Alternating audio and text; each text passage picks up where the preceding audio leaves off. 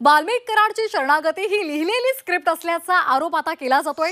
वाल्मिक कराडनं सगळी सेटिंग झाल्यानंतर सीआयडी समोर शरणागती पत्कारल्याचा विरोधकांचा दावा आहे। मुख्यमंत्र्यांनी हा दावा फेटाळलाय। संतोष देशमुख हत्ये प्रकरणी विरोधक राजकारण करतायत असा आरोप देवेंद्र फडणवीसांनी केलेला आहे। जेव्हा कुठलाही मोठा गुन्हेगार सरेंडर होतो, शरण जातो, तेव्हा त्याच्यात काहीतरी सेटिंग झालेलं असतं। हे काय म्हणजे ज्याला मुंबईचा सगळं बघितलं 30-35 वर्षाचा इतिहास, त्यांना बरोबर समजते की कोणाला पकडला, कोणाला सरेंडर केला।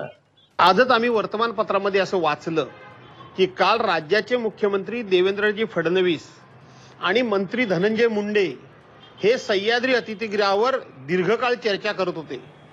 आता काल त्यांनी चर्चा करावी आणि आज वाल्मिक कराड त्या ठिकाणी शरण यावा, सरेंडर व्हावा, हा योगायोग म्हणावा का पोलिसांच्या हाताला न लागता तो स्वतःच पोलीस स्टेशनला जावा, हे सगळं घडवलेलं नाट्य आहे का, अशी महाराष्ट्राच्या मनामध्ये शंका यायला जागा आहे। मला शंका मी घेणारच ना। कालच तुम्हाला धनंजय मुंडे भेटला, धनंजय मुंडे भेटून तुमच्याशी काय चर्चा केली आम्हाला माहिती पाहिजे, आणि लगेच आज सरेंडर। त्याचं क्रमांकच बघा ना, 1 2 3 4 5 लगेच सरेंडर। आज काही लोकांना केवळ राजकारण महत्वाचं आहे, त्यांचं राजकारण त्यांना लखलाभ, त्यांच्या राजकारणाने मला वाटत नाही की काही फार त्याच्यात काही फायदा होईल। त्यामुळे मला कुठल्याही राजकीय वक्तव्यामध्ये जायचं नाही, त्याचं समर्थनही करायचं नाही, त्याचा विरोधही करायचा नाही।